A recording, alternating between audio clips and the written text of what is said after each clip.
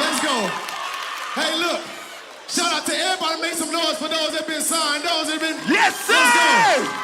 That's what we're talking about. We have excellence in the city. Look, no matter what school you going to, it all represent Monroe. When they go out and represent Monroe, they gonna represent Monroe. So everybody put your hands together for them. Let's go, let's go. Yes, sir. Oh, yeah. Now, look, we about to get ready to get started. You ready for them? Yeah, Let's get it. Now, I have 1 and 2 rules, all right? The first rule is we have to show respect to everyone that come up here. No booing, no nasty gestures. The second rule is we have to have the energy, all right? The whole time, we need energy. We're gonna practice this, all right? Now, we're gonna bring somebody on stage and we're gonna practice this. I wanna see how the energy is, all right? We're gonna practice this, all right? Now, bringing you to the stage, Mr. Xavier Beretta! No, I need a little bit louder than that. I want you out to seats. I want it going crazy. This is the 2025 Youth Summit. One more time. You almost failed. You all right? I'm good. Be careful. I'm good. Last time, I want everybody out their seats on my mama.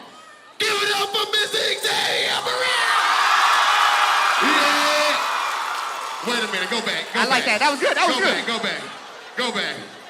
Go back. We doing it again. We gonna practice. We gonna make sure it's right. Turn me up! Richwood, Franklin. Give it up for Xavier Beretta! How you doing? How you doing? That was a little bit better, but nobody from Wossman stood up, so we're gonna do it one more time. Oh, my mama stand up. Lord! Yeah, what up? Oh, my mama, I'm with it. Oh, Lord! Hey, give it up for Xavier Beretta! All right. I think they're ready now, X. I think they're ready. We got to keep that same energy for everybody that comes on. You feel me? Let's go. Let's get it. All right. So ready to kick this thing off, we're going to bring up a very important person. So look, when I say her name, I need you to come up and make some noise. Everybody give it up for Dr. Avis Carroll!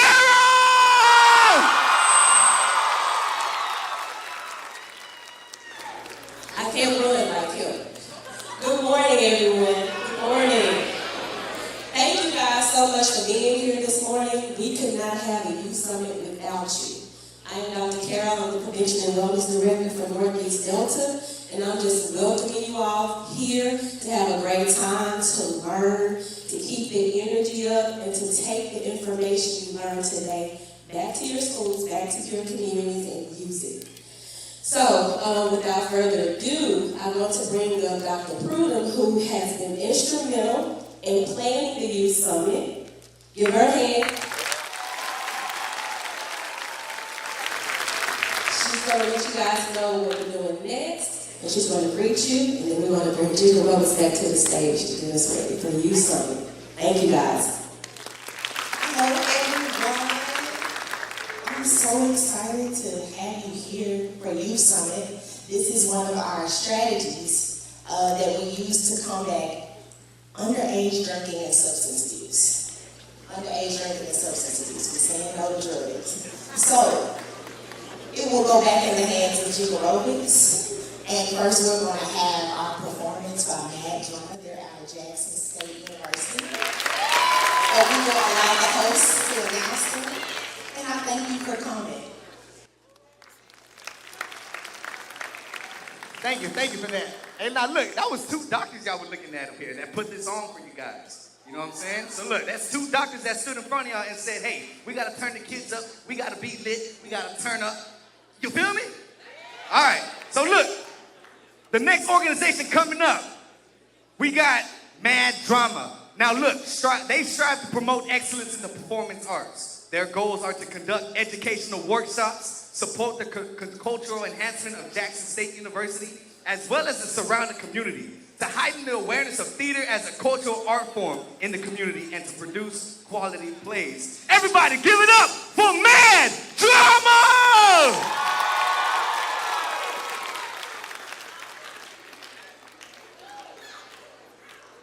Good morning, good morning, good morning. I am Mark Henderson. I serve as the founder and artistic director for MADDRAMA at Jackson State. And MADDRAMA, spelled M-A-D-D-R-A-M-A, means making a difference through a respectable and meaningful art. And when you graduate and come to Jackson State, right? When you graduate and come to Jackson State, you don't have to be a speech or theater major. 90% of our members are different majors, but they all like performing. Now this morning, this is a piece that we're going to do entitled Crash. These are stories that were collected. So the stories that you're going to hear are actual, true stories about alcoholism in young people and college students. So I present to you MADDRAMA.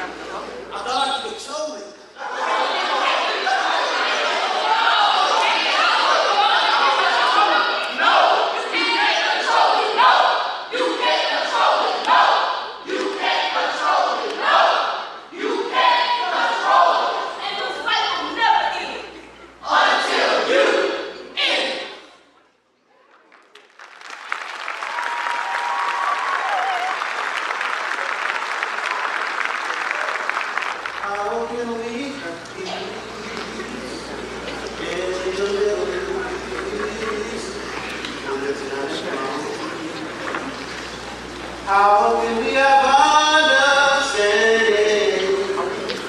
in the land that's not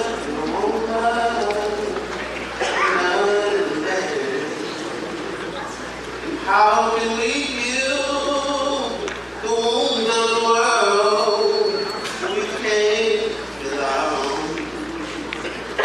Where does this peace on the earth begin? It's not at home. Every 2 minutes. In America. Every 32 minutes. In America. Every 53 minutes. In America. Every day. In America. Every year. In America.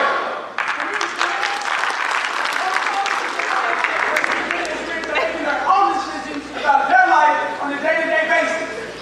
For many students, there are fewer choices and consequences, and they are remote and non-existent.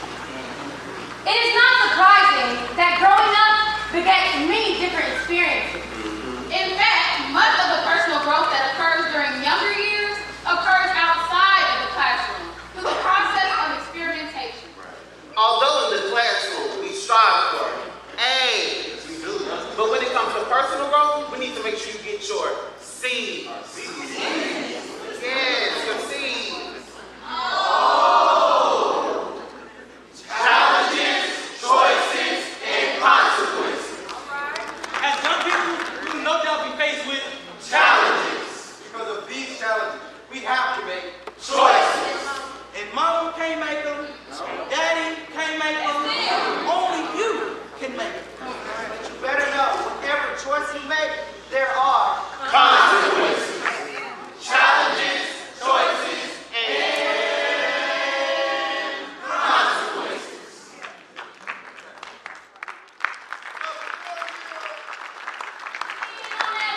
Get caught with that crown. Who with that tanker bag? Party with that patron. Who with that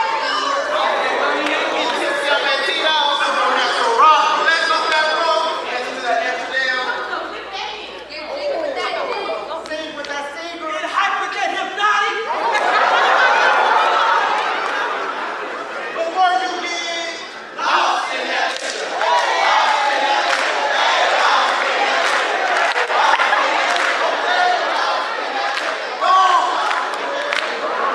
I said don't let that liquor result in the loss of a life.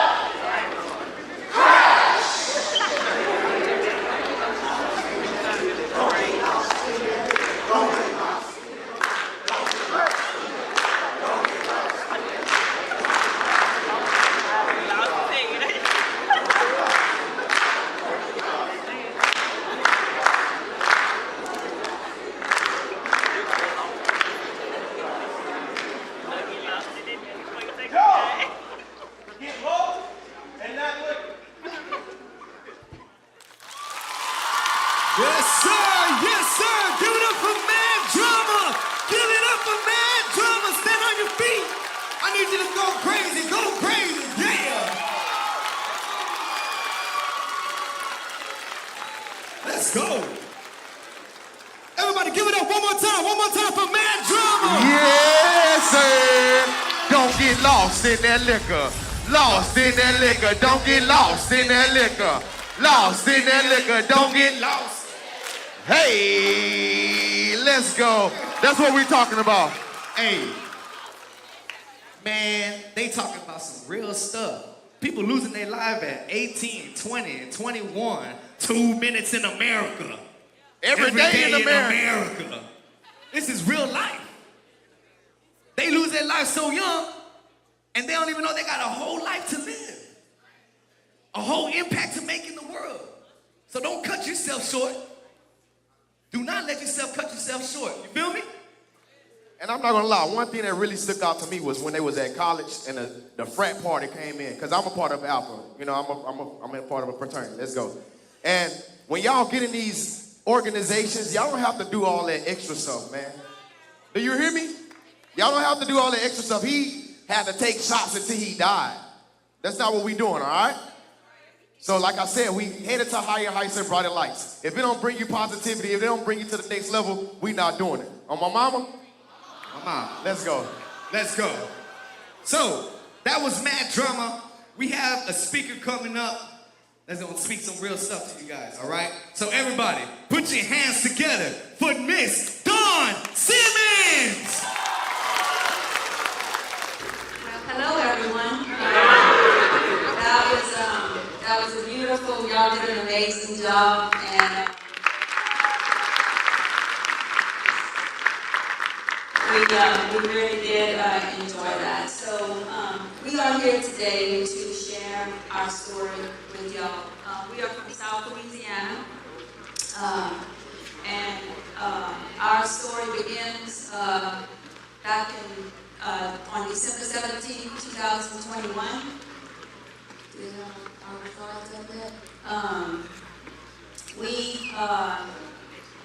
So this is my family. This is me, my husband Ray, and I am blessed with 9 children.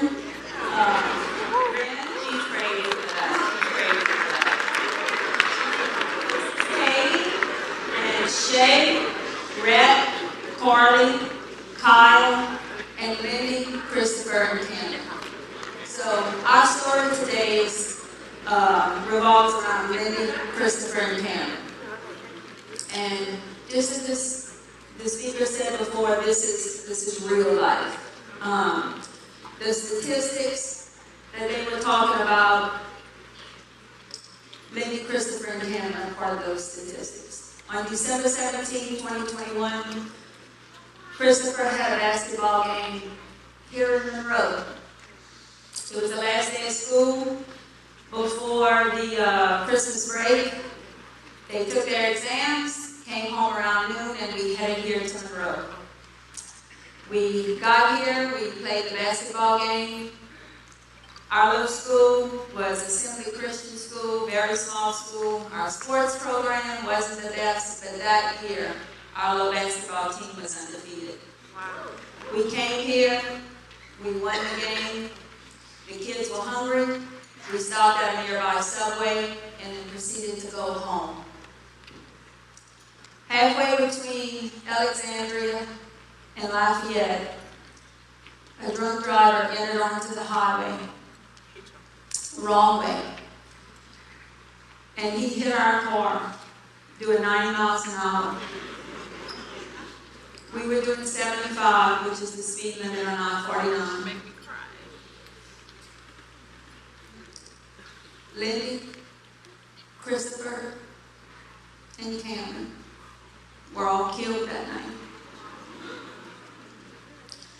Christopher's girlfriend Marissa was in the car with us, and her and I were only 2 to survive. Tell you a little bit about each of the kids. This is my Lindy.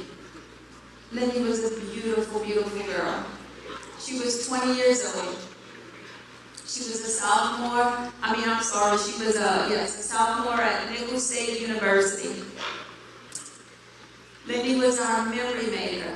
She was the most brilliant photographer.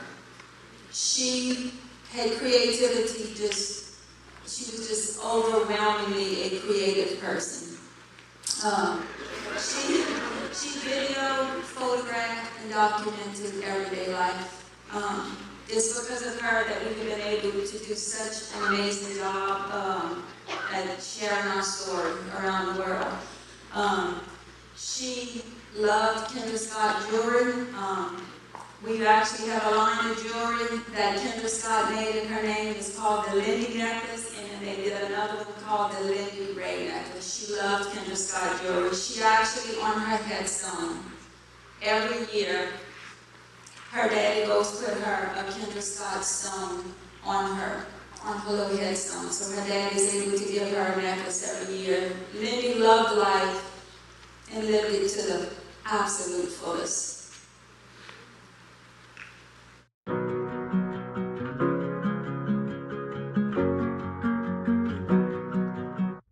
Feels like I'm drifting away from pictures of my younger days, and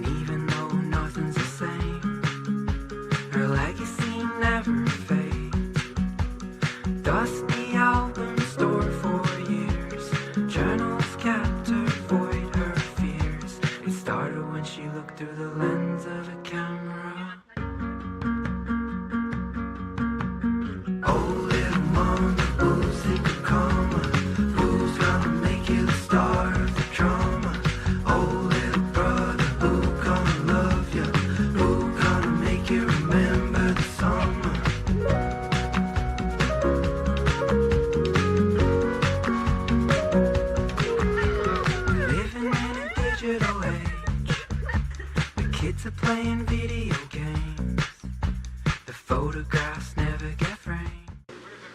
So that's just a little bit about my beautiful lady. This is Christopher. Christopher was 17. He was a junior in high school. Christopher was a remarkable young man. He was very, very academically inclined. He was well on his way to being valedictorian of his class. He was striving to make a 32 on his ACT. At the time of the crash, his highest score was a 26. On the way to Monroe that night, he said, "Mom," he said, "I have about 7 or 8 more times to take it, the ACT." He said, "Over the Christmas break," he said, "could you get me some study guides in math and science?" He said, "I need to up those scores a little bit." I'm absolutely positive that he would have achieved that goal. He just had his future planned out meticulously. He wanted to go to college to be a software engineer, to follow in his brother Ren's footsteps. He had already began to take coding classes and just putting in the work that needed to be done. Christopher was known for his integrity. When Christopher gave you his word, you can absolutely count on it. He was also an amazing athlete. He won first team All-State in basketball that year. He also won the Golden Glove Award. He was just a well-balanced, just remarkable young man. He never, ever, ever left my home without saying, "Mom, I love you." He was my beautiful, beautiful boy. I can't describe what I'm feeling. It's so bad. Hit it, go, hit it. Hit it. Don't let me go. And if it's right, I don't care how long it He thinks it's so funny. Go off then. Hi, my name's Spoken. save your tears. I'll be okay.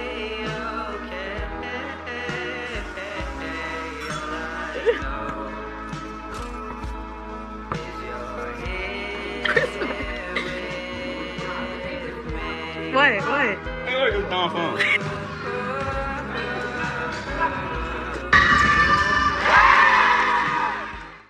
And this is my baby girl, Cameron. Cameron was 15 years old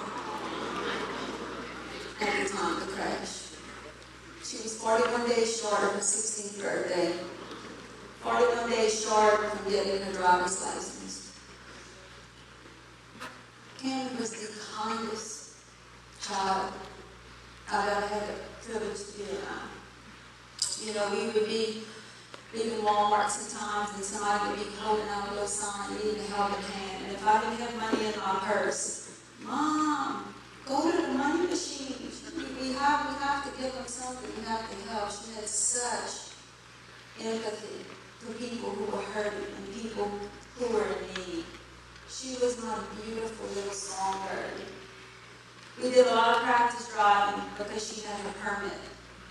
So I'd get home from work, she'd take me home, I'd go drive, so we'd get in the car, we'd put our seatbelts on, and she'd put her little playlist in.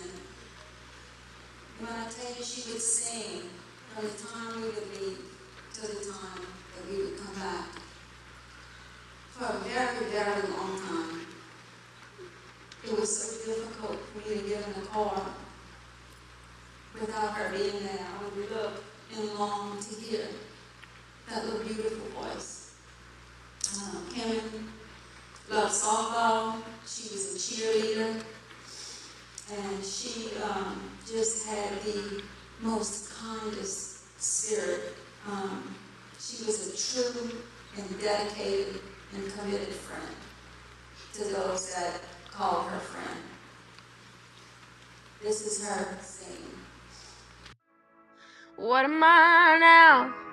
What am I now? What if I'm someone I don't want around? I'm falling again, I'm falling again, I'm falling. What if I'm out? What if I'm down? What if I'm someone you won't talk about? Okay. So, Keisha, tell us about I'm your hurricane. falling again. I'm falling again. I'm falling. Say bunchy. What am I now? What am I now? What if I'm someone I don't want around? I'm falling again. I'm falling again. I'm falling. What if I'm out? What if I'm down? What if I'm someone you want? So this is the night of the crash, and this is where she takes over. So these are the text messages between my best friend and I. Just it kind of just represents how that night unfolded. I was at a Christmas party with my husband because this was a week before Christmas, and I got a phone call at 10:29 from my dad, which is kind of rare. My dad doesn't usually call me, much less late on a Friday night. So I answered the phone and he said, "Mom's been in a crash. It doesn't look good, but they said she's stable." And I knew where they were. I knew they were on the way home from the game because my daughter was supposed to go to this game with them. But since my brother's girlfriend was going, she gave up her seat to let them go together. So I was not immediately worried about my siblings because of course they're young, they're resilient. If my mom is stable, of course they're fine. So my husband and I hop in the car and head to Lafayette General. And as I'm pulling in the parking garage at 11:05, I see my dad and my brother Shay just frantic. So I throw the car in park and I'm like, "What's wrong?"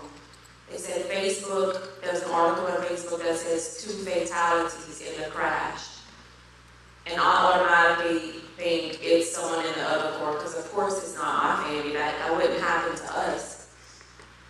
So we went into the emergency room. I said, "It's Dawn Simmons here, Lindy, Christopher Cameron Simmons, Marissa Darby," and the only 2 that they had was Marissa and my mom, and that was just so confusing. So I tell my best friend that, and she starts spitting out hospitals all around the area. I think I probably called every hospital in the state, and no one had them. I had no idea where to look for them. We started thinking maybe they were airlifted somewhere. Then we get a call from a state trooper, and he tells my dad that the young blonde driver of our vehicle had been killed.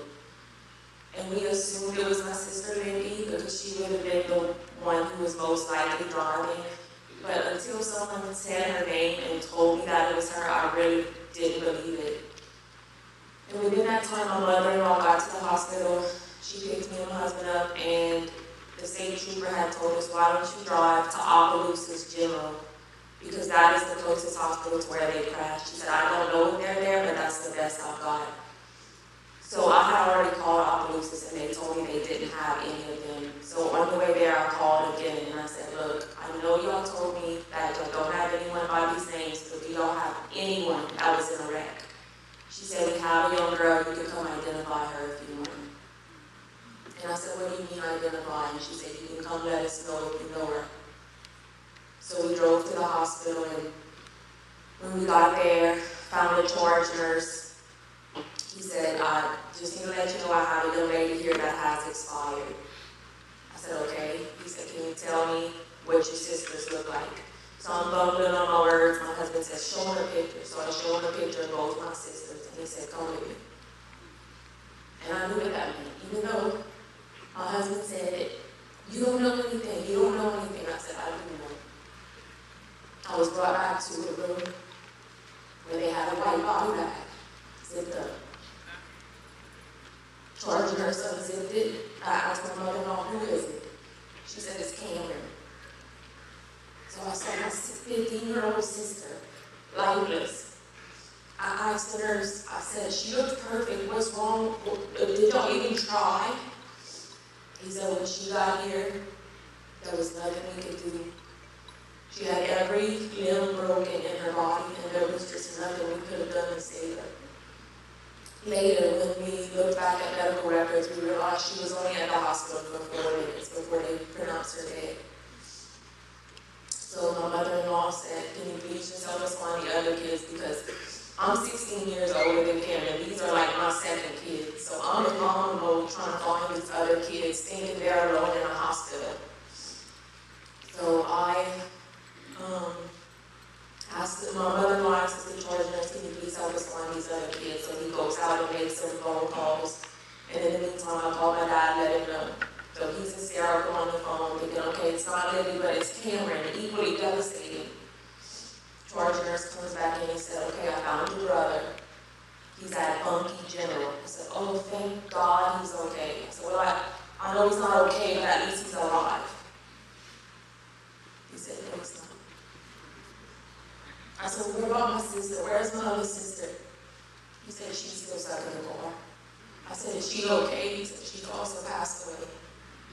So within 5 minutes, I learned that they were all home.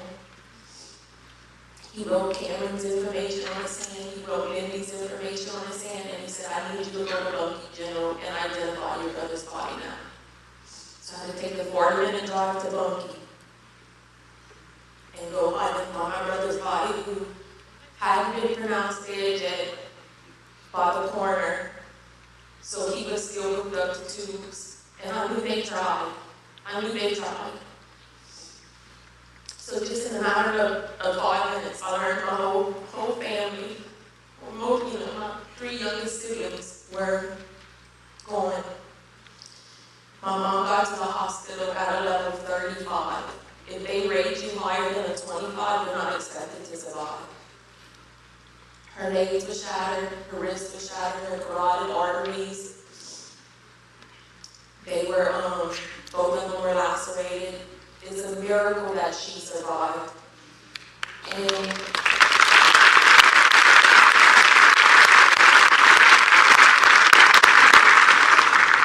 she was in the hospital. She was in a wheelchair for 4 months. You would never know, but it's a miracle that she's walking. And this happened on a Friday night. Saturday, she was unconscious the whole day. Sunday, she had her first major surgery, and after the surgery, we had a long meeting with the doctor, and he said, look, she keeps asking where these kids are. She's still very critical, but y'all have to tell her.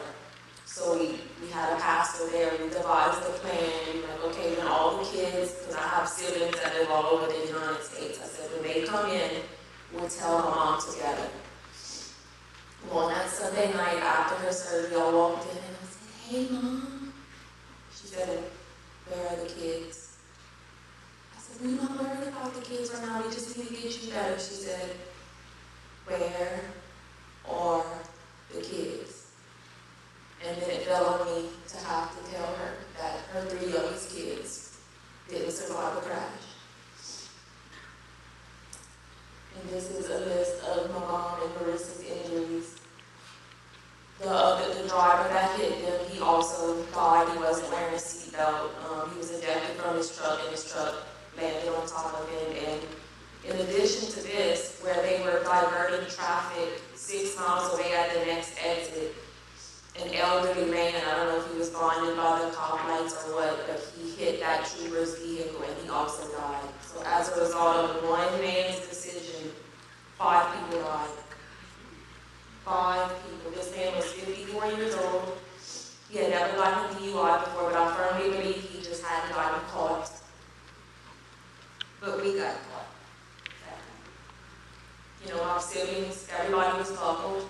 They were doing the speed limit. No one was drinking. They did everything right. And they still got caught by one man's decision to drink that night. So here's a picture of my car. This is actually on the scene that night. And you can see it's the driver's side that took the brunt of that crash. Lindy was driving. They didn't get her out of the vehicle that night until 12:36. Crash happened at 9:01. Cameron passed away at 10:33. Christopher passed away at 11:06, and of course, he was killed instantly. The picture at the right at the top, that was January 3rd. The funeral was January 4th.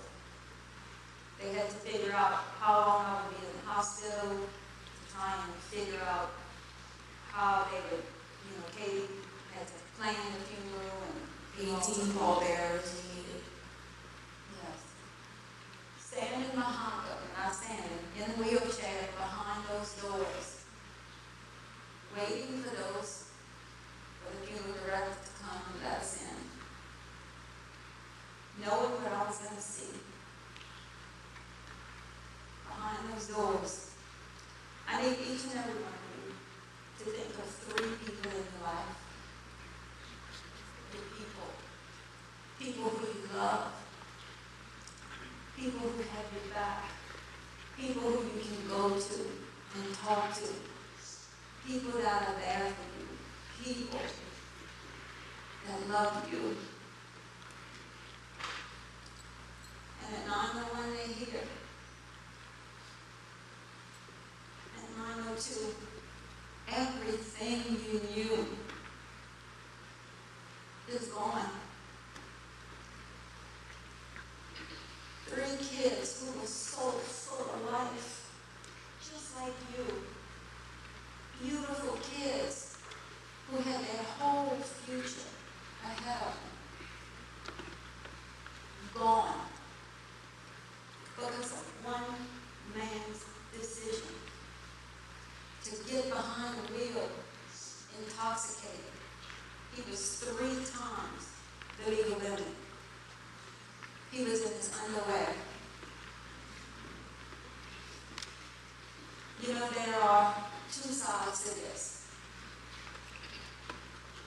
Either you can be the one to cause something like this because of a selfish and careless decision to get behind the wheel of a car and drive while you're intoxicated.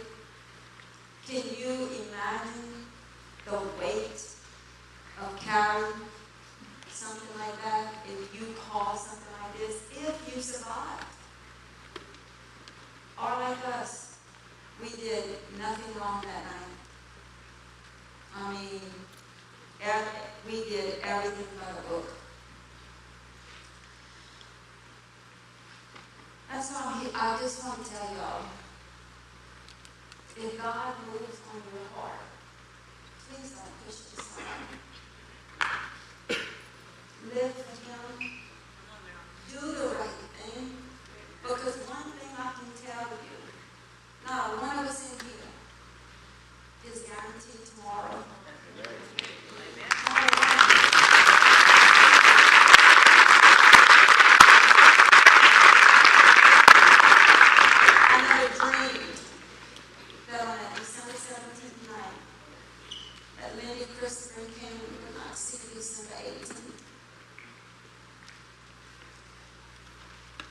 This has affected every single area of our lives.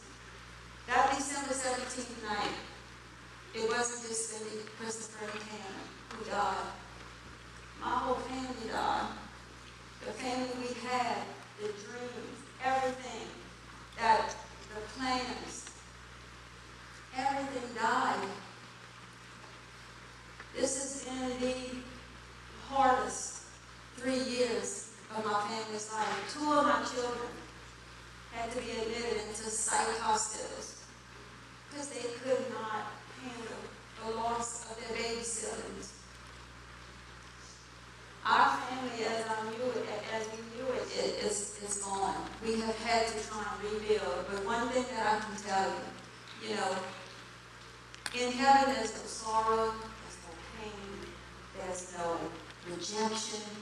There's none of those things. It's only here, when we are in the midst of the most painful moments of our life, that we can come to God and offer up these things to Him. We can only do that in pain here. And I tell you, when you do that, there is something that happens. He brings increase into your life in a way that only He can do. It is only because of Him that I have survived this. After this happened, I tell you, I could see no way of moving forward. I was actually, couldn't believe I survived. And they didn't. It was just so hard. But I finally got to a point where I said, Lord, I don't understand why I survived. I will never, ever understand what happened that night.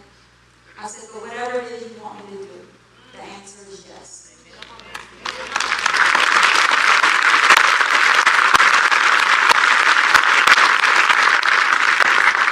Tell each and every one of y'all, God loves each and every one of y'all that much that he could take a lady that y'all never knew, a family, being Katie, that he would come here and have his word spoken to y'all to help you make better decisions in life. You can't control everything. We had no control of what happened that night.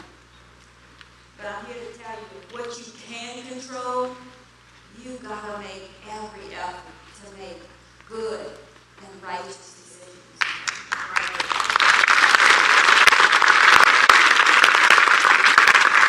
Because there are consequences to your decisions, whether good or bad. So, thank y'all so much for allowing us to come and share our story. Please remember Lindy, Christopher, and Cameron. When you're in a situation, sometimes you just kind of do things afraid, even if, okay. So, Lindy Ray Simmons, October 24th, 2001, December 17th, 2021. Lindy and I share a birthday. It's a very, very hard day. I always would think when I'm gone, I hope that she will be able to continue celebrating her birthday, remembering all our birthdays together, never dreaming that I would be the one to have to celebrate a birthday without her. Christopher Ryan Simmons, October 18, 2004, December 17, 2021. Cameron Claire Simmons, January 27, 2006, December 17, 2021. The dash. That's what each and every one of us are living down. Y'all are not too young to make decisions that are going to build your legacy. Your legacy is what influences are you going to leave here when you are no longer here. It starts with making decisions now, right decisions, and sometimes you just got to do them afraid. Say you're in a vehicle with someone and you're not drinking anything, but the person you're with, they're either drinking or you feeling safe. You got to stand up, try and get the keys from them, call a parent, call the police, do what you got to do. You might lose that friendship. That really wasn't a friend, because I can tell you, you got to speak up, because there is nothing worth this. There is nothing worth what happened to these kids, because you see, here's the thing. You can't go back.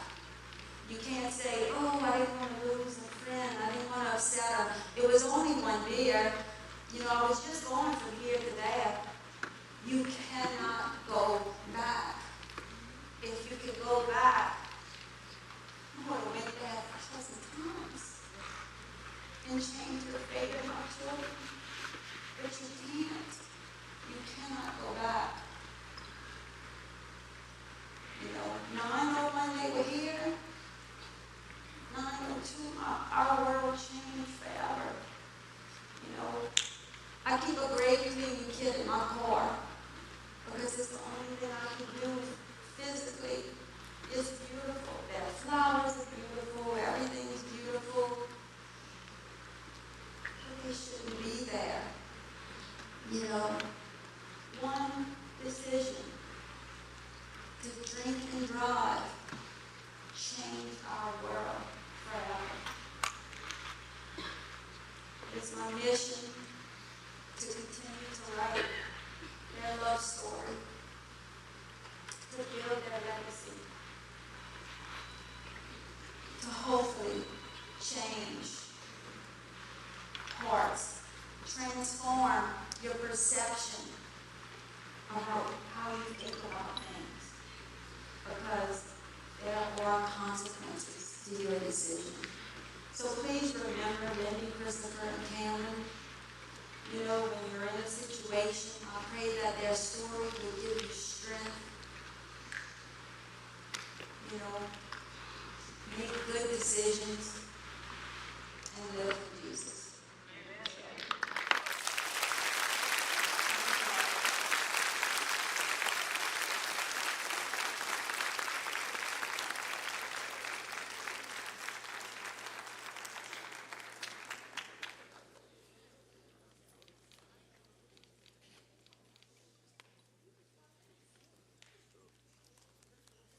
Everybody give it up for Don Simmons again and her family. Yeah. Man. See, fellas, like ladies and gentlemen, y'all have to understand something. No matter what you're going through in life, no matter what's going on around you, you have to keep your cheese up. Everybody say, keep your cheese up. Keep your cheese up. Do you know what your cheese is? Y'all like, man, what are you talking about? Everybody smile, say cheese. Oh, my mama, your joy and happiness. That's your smile. That's your positivity. Don't let anything or anything take that away from you. Anyone or anything take that away from you. The fact that you could be mad, that you could be sad or happy about any situation is a blessing. Because if you were dead, you wouldn't have any feelings. Now, y'all hear me say, oh, my mama a lot, right? Right? Y'all heard me say, oh, my mama, oh, my mama. Now, I lost my mom 3 years ago. Yes, I lost my mom 3 years ago, going on her 45th birthday. She was only 45. Suffer from heart disease. So when I'm hearing a story, it means a lot, because I'm here without my mom. I can't call and be like, man, I just left the youth summit and I'm just turned up the keys. I can't do that. For 3 years, I haven't been able to do that. I haven't been able to call my mom and say, hey, what do you think about this? What can I do with this? You know, my name's LaDante Locks. I started JiggAerobics at Southern University, doing this free every Tuesday for students. And the only thing that we want to do is just get them moving and grooving. We took the style of jigging that y'all do and put it with your basic aerobics. And now we get lit while we get fit. We make fitness fun. But not only do we do that, we have a message. And the message is elevate others while you elevate yourself. Keeping your cheese up. I mean it. They came up here and they said their story, and that takes a lot. It comes and it takes a lot to get up here because you don't know what you're dealing with. You don't know what you're dealing with. You have all these different students with different personalities. Some that don't want to be here, that feel like it's too early in the morning because I have to be here. And this is a field trip. You should feel good. You should feel blessed. You should feel grateful that I'm here today to come hear this story. So when I'm like, good morning, and they looking at me like, whoa, calm down. No, it's the energy. You should be happy that you're up this morning. Somebody didn't wake up. Somebody didn't wake up. We don't have our people to call and be like, good morning. But we have y'all. So y'all have to enjoy that. Embrace that. Keep your cheese up. Live life. Don't let anyone or anything take that away from you, ladies and gentlemen. I mean that. Now say it with me. Keep your cheese up. I need it louder. Say, keep your cheese up. Oh, my mama. Let's go, Hicks. Yeah. So look. Now look, this is the next part right here, right? I need everybody to get up off their chairs. Everybody get up. Now look, I need you to fill up the aisles. I need you to fill up this front part right here, because we about to turn up, all right? We about to turn up. Yeah. Let's get there quickly. Get there quickly. Everybody come up. Let's go. We got to make sure you're up. If you can hear my voice, clap 2 times. If you're feeling good, clap 2 times. If you're ready to turn up, say, oh yeah. Now listen, this is what we're going to do. We're going to teach y'all some moves, all right, real quick. We got to get moving and grooving, all right? We got to wake up. We got to make sure we up, all right? Now the first move we're going to do is clap it out. We're going to clap it out. Let me see you clap. 16, 5, 6, 7, 8. Oh, no, stop. I didn't say church claps. I know we in church, but today not Sunday. I need 16 claps. Get lit. 5, 6, 7.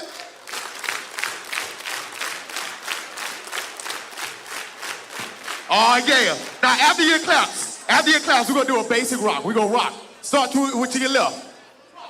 Rock. rock, rock, rock, rock, rock. Take your hands up and rock, rock, rock, rock. Now look, we got 8 low, 8 high. Y'all do it with me. 5, 6, Let's go. 7, 8. You got a 1, 2, 3, 4, rock. 5, 6, 7. Take it up, let's go. Oh, yeah, oh. Turn me up. All right, yeah. Now look, now after that, y'all gonna follow us, all right? Y'all gonna follow us, all right? Y'all got it? DJ, let's go, DJ, let's go. When that music come on, we start with our claps, let's go. Let's go. Turn me up, turn me up. All right, yeah. Turn me up, yeah. 5, 6, when we rockin'. 5, 6, 7, rock it out. Hey, rock, rock, rock, rock. oh yeah. Rock, rock, rock. Yeah. Rock, Now look, you gonna follow me. rock, rock. Jump it. Jump it, set.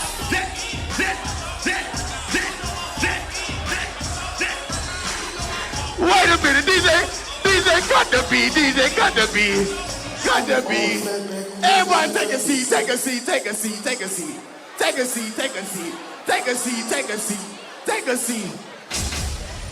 X-Moms, we gotta show them how to do this, man. Come on. We gotta show them how to do it. We have to get them up. We have to make sure they were still up a little bit. And I think they still up. But we gotta show them how to do it. Can we show them how to do it a little bit? Yeah, let's show them how to do it. Just a little bit. DJ, bring that back. Hold on, wait. Now listen, I'm gonna need some hand claps or something from the crowd or something. I'm gonna need some, hey, some, oh my mom, turn me up. Yeah, turn me up. All right, let's go. Bow, bow. Hey, what to say? Which way we going? We going this way? Turn me up.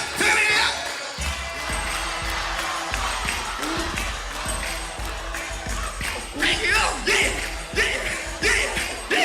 Hey, look, we gonna work the sodas. Work 'em.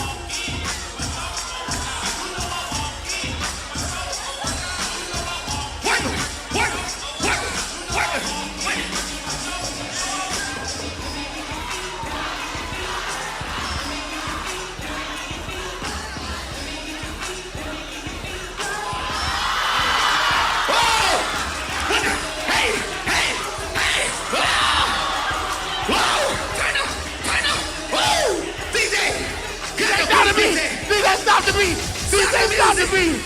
Stop the beat, DJ! Stop the beat! That been a whole Stop the beat! DJ, I didn't stretch this morning. This man did a whole I didn't stretch. That brother is this morning. In the sky. If you feeling good, say, oh my mama. Let's go. Hey, look, I told y'all we got a lot of great things in store for y'all today. We're gonna turn up on my mama. Look, this is what we about to do. We have another speaker, another keynote speaker, ready to give y'all some more enlightenment. We gotta take it to the top, all right? On my mama. All right. If y'all ready for the next speaker, let me hear you say, oh yeah. Let me hear you say a little louder, say, oh yeah. That's what I'm talking about. Boy, you're breathing hard up there. You need some oxygen. On my mama. All right, this is what we got next. All right, if you can hear my voice, clap 2 times. Clap 3 times. Clap 4 times. Clap 0 times. I got it back. Mama. I seen you. Yes, I did. On my mama. I seen you. All right, here we go. So the next speaker we coming up is part of the Tommie Mabry Company and is the best-selling author of A Dark Journey to a Light Future and Perspective, The Secret to Student Motivation and Success. That's y'all. Y'all have to be motivated. Y'all have to be disciplined. But most importantly, y'all got to be successful, right? Right? Now, at the core of the work is a commitment to offering educators and students a candid exploration of the obstacles that hinder academic achievement. Through my platform, I address the real-world challenges faced by students in both their communities and educational settings. Everybody, put your hands together and give it up for Dr. Tommie Mabry! Yeah! What's up, dog? Hey, y'all, this is your boy Tommie for, you know me, Tommie for Martin. But I'm not here to talk to you about me. I'm here to talk to you about my little brother, Tommie Mabry. You have got to read this book, A Dark Journey to a Light Future, and check out the documentary. I'm telling you, this man's life can change your life. I met this young man when he was a senior in high school. He'd been shot. He was a gangster. He was a thug. I watched him turn from man on the street to a great, upstanding man of God. I'm telling you, I saw this transformation right before my eyes. And you need to see this. Your family needs to see this. Every young man and young woman need to see this documentary. I'm telling you, Tommie, I just want you to know, brother, I'm proud to say that I am your friend. I'm proud to say I am your big brother. I'm proud to say that I am your mentor. I love you, brother. And remember, you got a job, dog. Ha, ha, ha, ha. I was kicked out of 10 schools in all. I repeated 8th grade. I got permanent gold teeth in middle school. So I started tattooing my body at a young age. That was cool to my environment. That's the fight. That's the acceptance I was fighting for. That's what got the praise in my neighborhood. I wanted to be like that. I got locked up my 5th grade year for breaking in the state fairground. The judge told me in 5 years I'd be dead or locked up. And you would think that that'll stop me right then, but it didn't.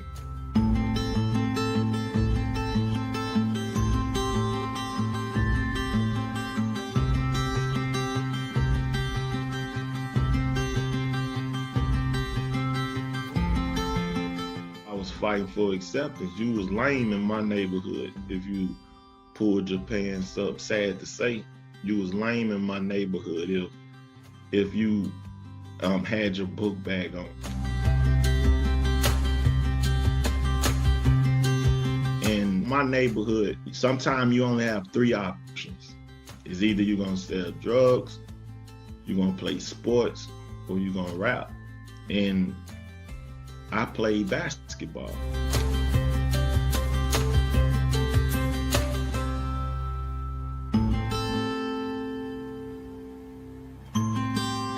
I was ranked in the country.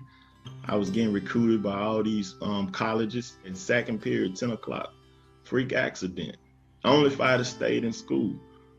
I walked out to school in the neighborhood with my friends and got shot in my foot. When I got shot, nobody came to visit me. I laid on that bed by myself. And everything in my mind was just telling me, like, everybody supports you when you're at your highest. But when you're at your lowest, you'll see who actually in your corner. I'm just laying on that bed and I'm like, if God can give me one more chance at this, I separate myself from the environment, but I learned something. In order to get something you never had, you gotta do something you never did and become a person you never been.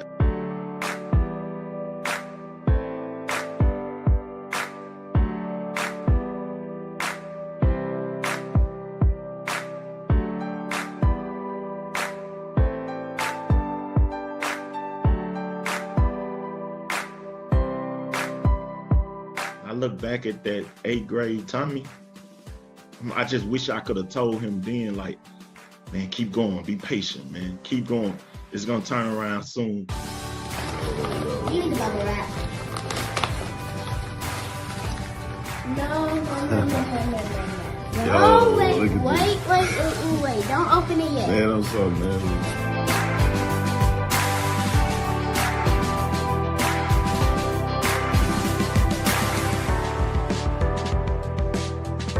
I just always wanted to know what that felt like to break those barriers, to open that degree, and know that you holding possibilities in your hand.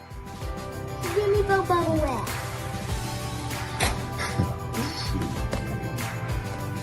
I'm so excited.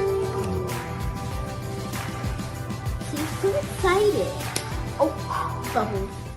My children, I want them to see that they dad never quit.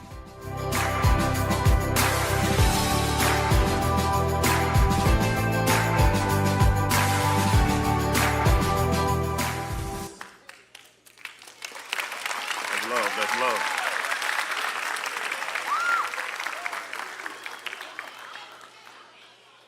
Can you all hear me good up in the back? This is the things that frustrates me, and I need you all to really understand how passionate I am about this microphone. Every time I get a chance to address the crowd, listen, I take this serious, so the respect level that you all are showing, please keep this up. This is the thing that frustrates me with life with the young students right now. In today's time, you all should be straight A students. If you all are not straight A students in today's time, to me, to be honest with you all, it's either you're selfish or you're lazy. You all have a smartphone with dumb habits. And what I mean by that is this. It's no way in today's time I will fail and I got a smartphone in my pocket. You can do the Pythagorean theory. You can do the Pythagorean theory on your phone. You can do the FOR method on your phone. You can do two-step equations on your phone. You can translate Spanish to English on your phone. You can do everything. Everything is directly in front of you. If my car breaks down right now, I can go to YouTube and it'll break it down step by step by step in today's time. See, I don't know where you all come from. I didn't come from a situation where mom got a master's, dad got a doctorate. The expectations in my house was totally different. I couldn't come home and see the blueprint. I didn't have the models in my house. I was kicked out of 10 schools. So I'm very passionate about this opportunity to speak with you all because I made tons of mistakes. You're not looking at a perfect model right now. I still make mistakes. I still go through trauma. I still battle adversity, and I got a PhD. First of all, let me put some respect on my own name. I got a PhD.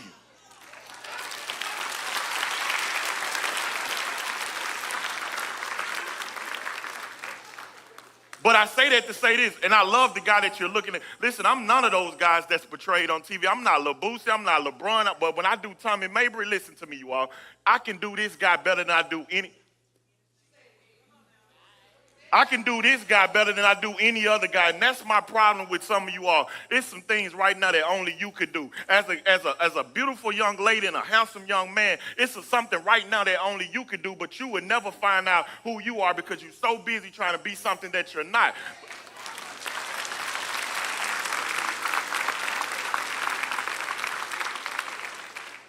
You know what's important to me? The objective is to one day get your family out this situation. The one day the objective is this. Look, it is so important to me to be able to go and tell your mom, listen, mom, I watched dad leave. Grandma, I watched when mom left. I watched auntie, I watched you take up 2 jobs to try to make sure I have everything I got. See, you know what's the important thing to me? Is to one day pay them back. I'm talking about blueprint and legacy. Blueprint, who are you doing this for? And it's selfish to me that you watch mom work 2 jobs to give you everything you got. And I got to get a phone call from the school that say that my kid is at school being disrespectful. How selfish are you? How selfish are you? And it should mean more to you all than any look, artificial intelligence. Let me break this down before I get into this.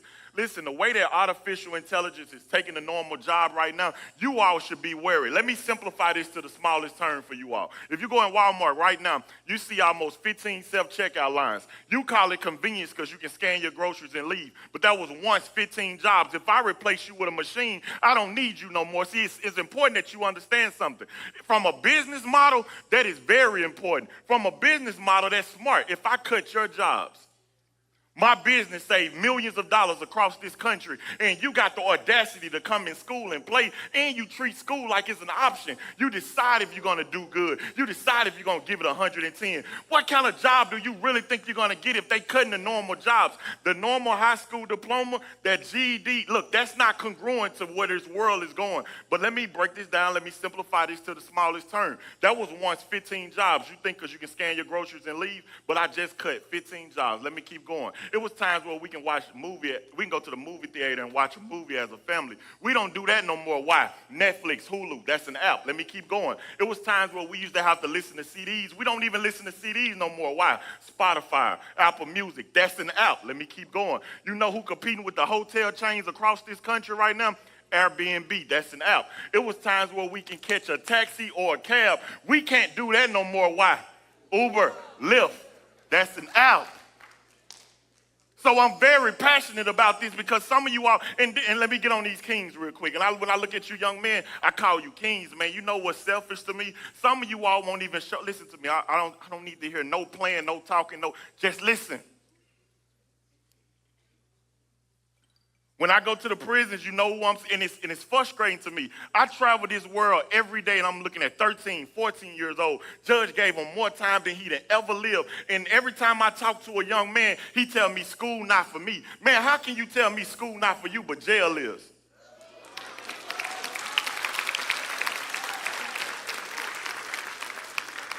You mean to tell me you don't want to be engaged and walk in a straight line, but yet you're going to go to prison and you're going to walk in that same straight line, and this time you're going to do it with chains on your hand and your feet? And yet they're going to give you 23 hours of lockdown and 1 hour rec, and you mean to tell me school not for you? Man, it is so frustrating to me that you all got to dummy down who you are to fit a room that you're going in. Man, there's nothing. This is what I love about myself, dude. Because I used to think it was smart to be dumb and dumb to be smart. When I see you young men, I think of a king, man. It's time for you to show the world what a king look like. But you all are trying to fit a narrative. If you got to dummy down who you all wouldn't even wear a book bag, dude. You don't even want the world to even know that you gifted. You don't even want your peers to know that you're smart. You know how many teachers I talk to across this world that tell me, no, he not dumb. He can do the work. His priorities in the wrong spot. He fighting for acceptance, dude. I understand what that look like. My whole life I fighted for acceptance. You would never catch me with a book bag on. You would never catch my pants pulled up. Why? Because my neighborhood didn't applaud that. King, let me explain something to you. If you got to walk in a room and dummy down who you are, you in the wrong room. Every time I see you young kings, when I go to this prison, 13-year-old, 14, let me give you this scenario because it breaks me down. Because we're talking about substance abuse. We're talking about underage drinking. Listen, let me explain something to you. This young man was 14. Judge gave him more time than he'd ever lived. 19, listen, he's 14 doing 90. Gave him more time than he'd lived, and I broke him down. I said, King, why are you in here? And the first thing he told me was, sir, I wasn't even a shooter. First of all, let's break that down. He said, I wasn't even a shooter, sir. He said, me and my homeboy. I said, you keep calling him your homeboy. Why you keep saying your homeboy? You mean the same guy that was on your case? The same guy that allowed you to go do 90? The same guy that's going to be in this same prison for the rest of his life with you, and you call him your homeboy? It's frustrating to me, King. He said, I wasn't even a shooter. Me and my homeboy was smoking. Let's stop. Because when you under the influence, you can't think cognitively. How do I know that? Because every time I made a bad decision, I was under the influence. I told you, I could have easily came in here and sat behind a podium, stand up straight and put my shirt and tie on. That ain't who I am. That ain't even where I come from. When I talk to you, I'm giving you life. I was under the influence every time I did something. He said I wasn't even a shooter. My homeboy pulled up to the house. I didn't ask one question. I got in the car. He said we put the guy on a speed chase, the police on a high-speed chase. He pulled us over. It was a gun on the back seat registering a triple homicide. That's 3 murders on 1 gun. This is where it hurts me at. Because I just started doing research on the Bureau of Justice, and it said 45% of murder homicides in the world are linked to substance abuse. They did a survey. 45% of homicides are linked to substance abuse. Let me break down percentage. If we're talking about 1,000 homicides in a prison, that means 450 of those crimes, those people were under the influence. Because you can't think cognitively, and I know why you drink and you smoke, because you want to feel better, and I get that. I'm talking about quitting so you can do better.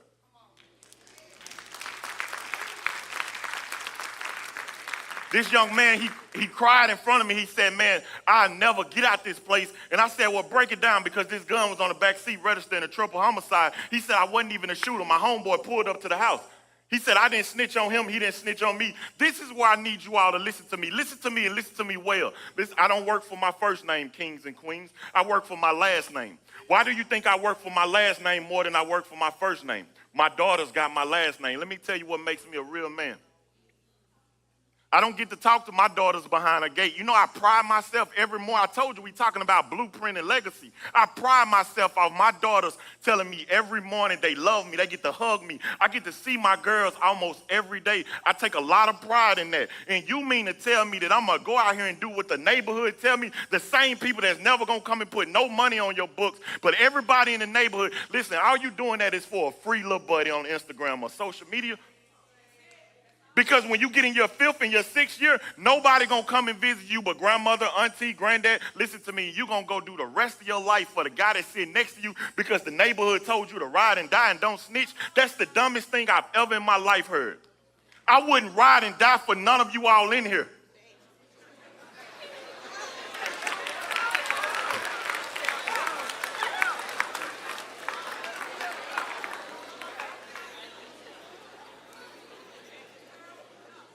But you know what? You know what's frustrating to me is this. When you have that mentality that I'm going to ride and die for you, listen to me. And I asked the young man, I said, man, you keep calling him your homeboy. I said, but when the police pulled you over, what happened? Because if that was really your homeboy, what he would have told the police is this.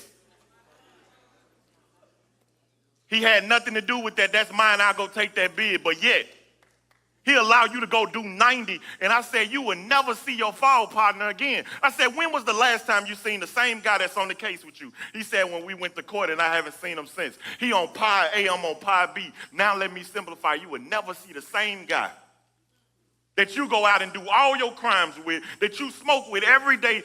And it's frustrating, the things that you all are doing in today's time. King, come on, man. You all vaping and smoking because you want to show everybody around you that you can look like a zombie in school. Dude, how dumb do that look? But King, let me simplify again. Let me take you to another scenario. Just let me do it. Let me explain to you another situation. Young man doing 30 years in prison, strong on robbery. I said, King, you robbed this lady at gunpoint. And I asked him, before this event was even, I said, man, were you under the influence? He said, yeah. I said, were you listening to your favorite rapper when you did it? He said, yeah, and I ain't against rap. I love music. Listen, I know NBA Youngboy personally. I know Lil Boosie personally. I grew up listening to this. Listen, I can recite, and I love that we in Louisiana. Every album Boosie ever made, I'm from Mississippi. I'm Jackson. We family. Every album he ever made, I know it verbatim, from top to the bottom. But this is where it hurt me at. When you go out and do exactly what you're hearing, listen, I'm listening to Lil Baby as soon as I pull up. The people that was outside would tell you I love music every time it dropped. But I'm cognitively able to differentiate the music from real life. When a rapper get in the booth, this is how I knew I was smart. When a rapper get in the booth to do one album, that's 21 songs, that take almost 5 or 6 notebooks, front and back. I asked this young man, I said, how long it take you to learn NBA Youngboy album? He said, if the album dropped Monday, I'll learn a whole album by Wednesday. I said, you can learn a whole album in 21 days? He said, man, I said, you got to tell me this one more time because I know NBA lyrics and you can barely understand half of the stuff. He's like, I get it. I said, but you can learn 21 songs in 3 days. I said, King, break it down to me. He said, I can learn 21 songs in 3 days. And I looked at him and said, she been teaching you chapter 1 the whole year and you still don't got it.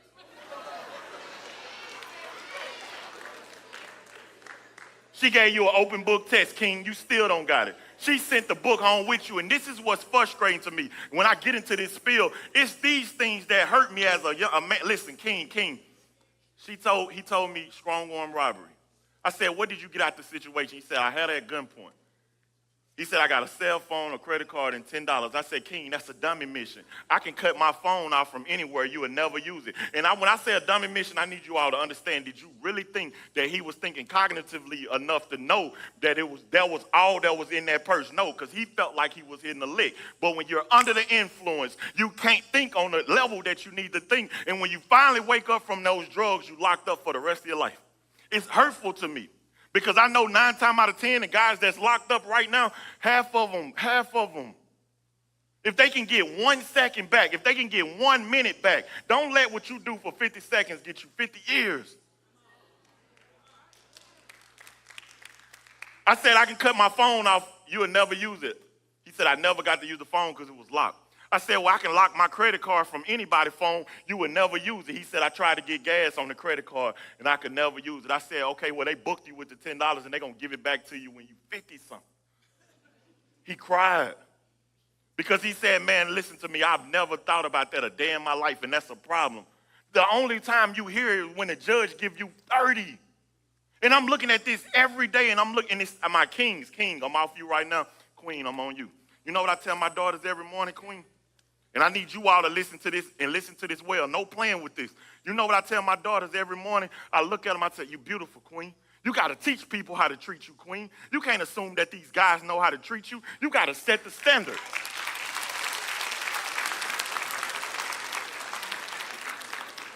When I tell you, queens, you got to set the standard, you got to teach people how to treat you. You can't assume that you know the most dangerous thing in the world, queen, is when a young lady know her values, know her worth, because you can't be manipulated, queen.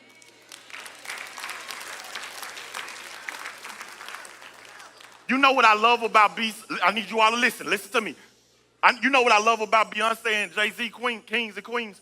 Jay-Z a king without Beyonce. Beyonce a queen without Jay-Z, but together, you talking about relationship goals? Listen, queens, if this guy, how dare you speak to this guy on the phone, you text him every day, and you got the dreams to going to college, and yet you watched him half of the time he under the influence. You watch him. You don't never check his report card. You never look at his report card. This guy got over 1.8 GPA. He's showing you right now where his level of responsibilities lies, but yet you FaceTime. I'm never going to, listen to me. If you don't match my standards, man.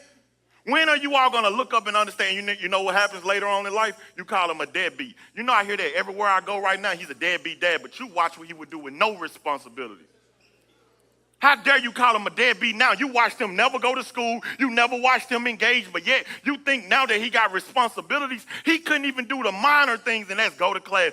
But yet you think he's going to now hold up a household? Listen to me. What he look like right now at 14 and 15, ask the ladies in this building right now. What he look like right now at 14 and 15 years old, 16, he's not going to look like that when he get 30 to you. Because you know what they look for? When you get 35, 40, stability, credit scores. Can he maintain?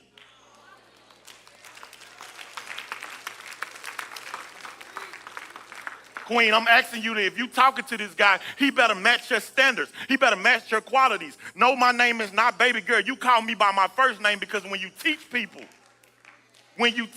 how to treat you, and I understand you young women, the guys like the girls like this. I don't care what they like. If you want average, you go get average, but when you want standards, listen, don't call me by, listen, when you teach guys how to treat you, listen to me, you all are great, and greatness don't go on sale.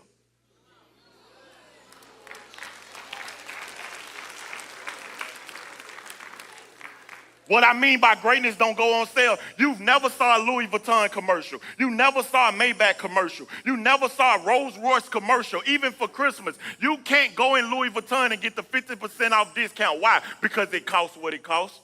If you want average, no disrespect, no disrespect. If you want average, you can get that Michael Kors bag anytime you want to.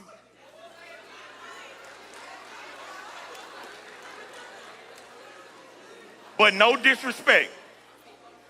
By no means, no disrespect. What I mean by that, because guess what? I buy some of the average things. I got on Jordans now, and they don't cost, and I got every pair. So that means I shop average. That's not what I'm saying. But when you want a level of greatness, it costs what it costs. What I do love about those red bottoms and that Birkin bag, it costs what it costs. And what the business model is this. We do not have to change our business model to fit the normal consumer. It's going to cost what it costs, and we never going to differentiate from that. And when that's how you got to look at your body, queen. Listen, I don't care about who don't like it. I'm not here to fit in, but when you get me, you get standards. You never should deviate who you are to fit these guys' narrative. Let me simplify. Let me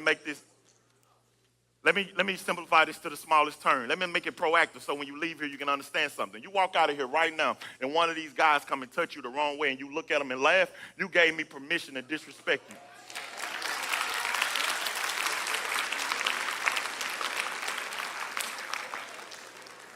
But imagine if you ball your hands, queens. Let me explain this to you. Imagine if you ball your hands and you tell them, don't you ever in your life disrespect me like that. You know what they're going to start calling you? Stuck up. But do you know I just gave you the biggest compliment I can ever give you in life, Queen? Because when a guy calls you stuck up, what is he really telling you? Oh, you think you all that? Yes!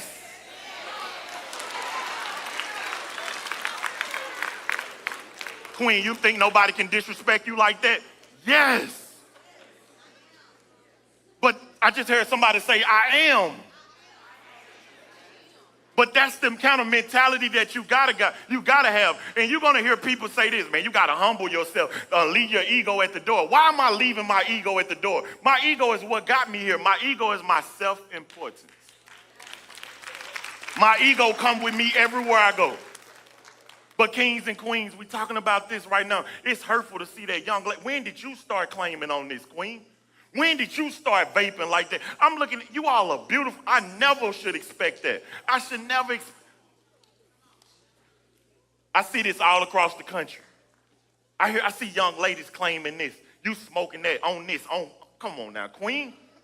And you wonder why guys address you that way and talk to you like, because you remind him of his friend guy. That's how we talk to each other. But you should never remind me of my homeboy. Queen, I'm trying to get you to set the standard. You all are beautiful. You all are intelligent. You all, listen to me, the young lady in today's time, man, listen to me. And that's before today's time.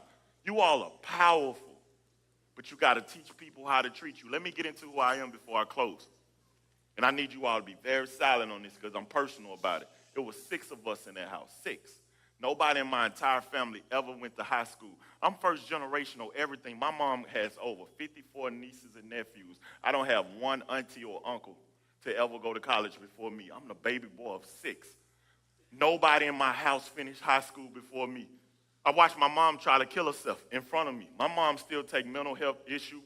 My mama still battle mental health issues to this day. My mom take pills right now for depression and anxiety. I watched my mom try to kill herself in front of me. And I got to go to school the next day and try to cope with that. You know how embarrassing it is to come home and see all your furniture been on the lawn? If you ask anybody about me right now, it's hard for me to move furniture.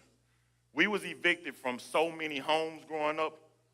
Every time I come home, our furniture out on the lawn and all the neighborhood got to see that. I never got, man, listen, my dad cut my hair. My dad is not a barber. Listen to me. I could never, that's why I got every pair of Jordans now. I never had a pair of Jordans. My mom was a cafeteria worker and my dad was a custodian. My mom and dad gambled to make ends meet. Listen to me, I learned how to shoot dice in elementary. Listen, we come from an environment of this. Education was never the #1 priority in my house. Survival was. That's why I love my parents to this day. I don't have a perfect parent, but I have present parents. My mom and dad could have gave up on me a long time ago. But neither one of them did. And you know how much I gave the world and how much I gave my parents, and they never gave up on me? I was kicked out of 7 elementary schools and 3 middle schools. That's 10 schools in all. I got arrested for breaking and entering.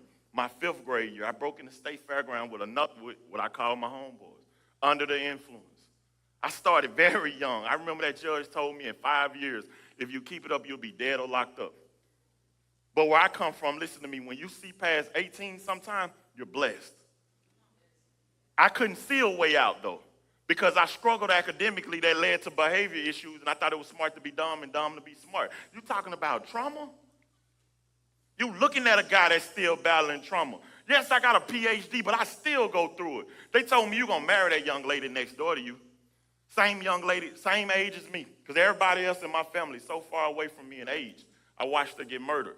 Drunk driver killed her instant. Do you all know I've never been to a funeral or a day in my life? Do you know how many people then died in front of me? Do you know how many family members then died in front of me? You talking about trauma? I'm still going through trauma. Actor Tommie Ford from the Martin Show, do you know I watched Martin every day on TV? That was my best friend. When he died, I couldn't even go to his funeral. Why? Because hurt children grow up to be suffering adults. Without the right support, and King, I understand. I tell educators across this world, it's a difference between male and female, and I need all the adults to understand this. If something affects you as a female, you can call her, and you can put her on 3-way. Y'all have this sister meditation or yoga group. But as a young man, who do we got to talk to? When I look at the men around, who do we got to talk to? We can't go, listen, if I try right now with one of you all and say, hey, man, boy, I was crying today. You hear it? I can't even do that in a safe space because we was taught when you walk out this house, stand vertical. Don't let them see you weak. Never let them see you cry. Man, that is dehumanization, my man. because you don't even know that you can feel. You know how many young men I go across this country and they tell me, I look in their souls and they tell me I can't tell nobody what I'm going through, man. Because you were taught you gotta be tough. Dude, it's nothing. Listen, when I finally found out I had tears, dude, it relieved a lot of stuff. And I'm still man. I'm still man child, but if you don't have another man to help you cope, and you gotta get out of that comfort zone, you gotta get comfortable with being uncomfortable. To get in a better shape, you gotta get out the circle you in, King. In order to get something you never had, you gotta do something you never did and become a person you never been. Well, that was good. Well, let me say that one more time. Because I caught myself in a rhythm. King, in order to get something you never had, you got to do something you never did and become a person you never been. What that look like? The old you and the new you can't be in the same room. You can't be who you used to be and who you inspired to be at the same time. The hardest decision, King, you're going to ever have to make sometime is separating yourself from your peers. If he's not pushing you, he's pulling you. I never would have gotten to this part if listen, I don't have friends to this day. I'm never hanging around a person that's not congruent with my dreams. Like, I work hard to get to where I'm at. I bought my mom a car, I bought my dad a car, I bought my mom a house, I bought my dad a house. You know what that meant to me? And I'm first generational everything. Right now, you could be the only millionaire ever come through your family. I used to think being a millionaire was like, come on, man, how can you make that kind of money? How can you be around people that make that kind of money? Then when I started getting in that space, I realized if you only get 24 hours in a day, your success is dependent upon how you use your 24 hours. I used to think LeBron was a superhero, Oprah. Like, how can you become a billionaire? You got 2 hands and 2 feet just like me. But the difference is how they utilize their time. You got to protect your imaginations, kings and queens. If you can think it, you can have it. Sometimes when you take your dreams home, your family not going to even believe it. And it ain't even for your family. If you can see it, that's all that matters. I only have 2 options in this world. It's either I'm going to be successful or I'm going to be successful. Failure is not an option for me. When you get that kind of mentality, when I lock in on something, listen to me, you all. When I lock in, it's nothing you can do with me. It's not a test on this earth that's going to defeat me. Why? Because I've been through adversity before. And anybody in here that has been through something, I can look at you all and say you didn't come from privilege. When you've been through something, I dare somebody to try to take something from you. Adversity introduces you to manhood. When you go through something, that's why I'm strong right now. You talking about resilience? The ability to bounce back, it came from my past. And you think I'm going to let a paper defeat me? I made it to middle school. I tattooed my whole body. Let me explain something to you all. I got a tattoo in every part of my body, every part. And I had my tattoos since middle school. You know what they told me growing up? I had permanent gold teeth in middle school. Not something you can take out. I had to have my gold surgically removed a few years ago. I had gold teeth in middle school. If you see my fronts, I have crowns on my front. Imagine trying to teach this middle school kid tattoos and gold teeth. I come from an environment, though. I was fighting for acceptance. I repeated 8th grade. Listen to me. Kicked out of 10 schools, repeated 8th grade. Tattoos and golds in middle school. And they used to tell me, and I only say tattoos and golds because the people that put labels on you, they used to tell me, you will never get a good job looking like, man, who you think you talking to? They used to set limits for me. Who you think you talk? Man, never allow somebody to set limits for you. And 9 times out of 10, when people set limits for you, they can't see themselves doing it if they was in your shoes. But for you, you close that door on me, I'm going to go through that door. You close that door, I'm going to go through. Listen, I'm not going to be defeated. It's something in me right now that say you can be smarter than me, you can have more knowledge than me, but you can't outwork me.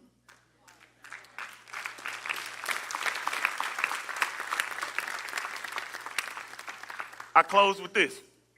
I made it to high school, standout basketball player, ranked in the country. Averaging 20 points a game my sophomore year. I'm ranked in the world playing AAU basketball. Basketball got me out the neighborhood. Basketball was a vehicle to get me out of the neighborhood, and guess what? 1.8 GPA, 14 on my ACT, and then I got shot. Man, let me explain something to you all. I've been through every emotion you can imagine. I was the person in the family that people was looking at like, man, he gonna be the first one in his family to go to college. All the colleges flying in to tell my dad they wanted to sign me, and then I got shot. I got shot my senior year, 2nd period, 10 o'clock. I skipped school. Why? I was under the influence. I went to the neighborhood. Do you know who shot me, though? The same guy that I smoke with every day put a bullet in me. I close with this, you all. That was one of the worst days of my life. I remember sitting on the car, we smoking, he dancing, and I heard boom. And I couldn't even move. I looked at his pants leg, he had a gun in his pocket. The way he moved his leg, it went off in his pants accidentally and shot me in the same foot I jumped off. All my scholarships was taken away from me. When I tell you that the hardest decision you're gonna ever have to make, and what hurted me the most was this guy that's next to me couldn't walk and talk at the same time. This dude don't even dream like me. He can't even make a layup, and yet I'm spending all my time with him. You can't be in the streets and be in the academic realm at the same time. I wanted to go to the NBA. That was my dream. But why am I hanging with somebody that can't help me get one step closer to my dream? You hanging with a guy right now that don't even dream like you. How? And then I'm looking at your GPAs. Listen, I ask any guy in here right now, what you want to do when you grow up? I'm going to the NBA. I want to go to the NFL. What give you the audacity to dream that big? You're going to represent the 1% of all male athletes in the world, and you drink and you smoke everything come around you, and LeBron right now is 6'8" man-child, put $1 million in his body every day, and you think that body that pop pills every day, you going to go play with that guy? And then you can't even meet NCAA requirements, meaning you don't have over a 2-point-something GPA. You can't even go to the college. You can't even go D1. You know what stopped normal male athletes? Grades. You're going to allow a transcript, and you could be the first person in your family under that dream, under that ability that you got. Yes, you could go to the NBA, but expectations is measured by behavior. Expectations is measured by behavior. If you tell me that's the expectations, I need to look at your schedule. I need to see what time you wake up. Do you wake up earlier than everybody else? Are you giving it everything? Are you protecting your body? What's your transcript look like? How dare you allow a transcript to stop you from getting that to Mississippi State, Ole Miss, LSU, because you can't meet NCAA requirements? Because you won't go to class? You are letting everybody in your family down because you could be the first one right now, and it's selfish to me. You could be the first person to go to college. You could be the first person to go to the NBA. You could be the first millionaire in your family, and you're going to be a has-been now. You know how many guys in this neighborhood come up to you and say, man, when I was in school, I don't care what you used to do. What I'm thinking about is right now. So when I leave here, I need you all to lock in right now. If you said you're going to the NBA, if you said you're going to the NFL, and it's bigger than that. Young ladies, you all have the way that you all think now, listen, y'all are good with your hands and everything. Listen, it is so many ways to be successful, but I close with this.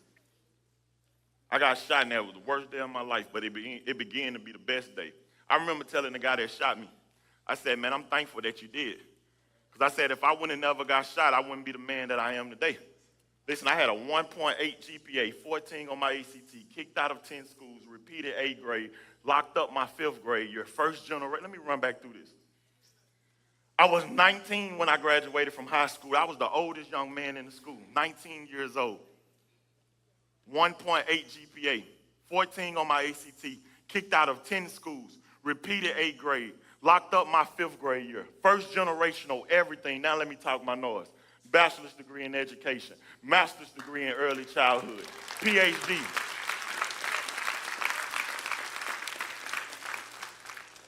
Bachelor's degree in education. Master's degree in early childhood. PhD in executive leadership and higher education from Jackson State University. 4-time best-selling author. President and CEO of Tommie Mabry Company. Don't play with me.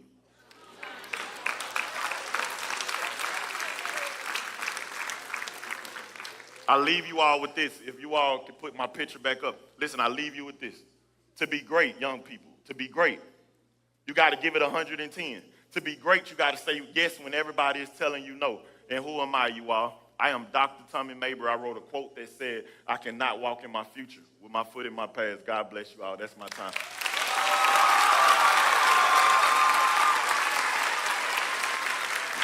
Yes, sir. Yes, sir. Give it up again for Dr. Tommie Mabry. Yeah! That's what I'm talking about. Hey, man. You talking that real stuff, man. Doc, we needed that, Doc. We needed that. I needed that, Let Doc. me say one thing before I go. If you all can hear my voice clap one time, you hear my voice clap 2 times, you hear my voice clap 3. I just always wanted to do that. Look, but let me, if you all have your phones, I don't know your situations. I do got to fly out today. My website If you all can take a picture of it, follow me on all sites. That's my Facebook, my Instagram. Listen, I love you all. Thank you, everybody who got me here today. Thank y'all so much. I love y'all. Give it up, Paul. Give it up, Paul. Yes, sir.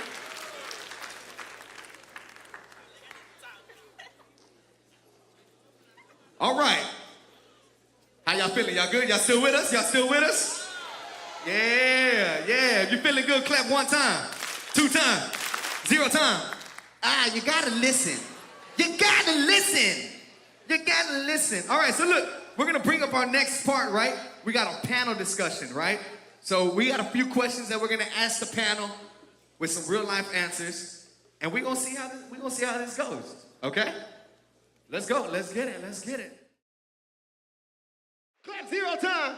That's what I'm talking. That's what I'm talking about a little bit.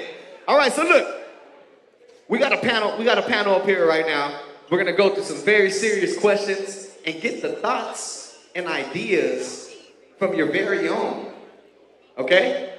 So look, before we get started, I wanna go down the line and you guys introduce yourselves, who you are, and yeah, go ahead and introduce yourselves. Okay, so my name is Courtney Jones. I am a local criminal defense attorney, but I am also a licensed professional counselor. So I have a dual career, and I've worked with all demographics, and I'm just really excited to be here and share some knowledge and wisdom with you all.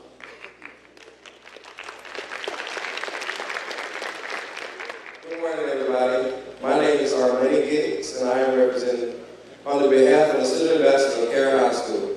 I am a graduating senior, and I am part of the Carroll High School marching band, where I serve as a 3-year drum major. I'm part of Daily Youth Fraternity Incorporated, Fall 22, president of our medical program. After high school, I attended Southern University, where I majored in nursing to get a BSc in nursing.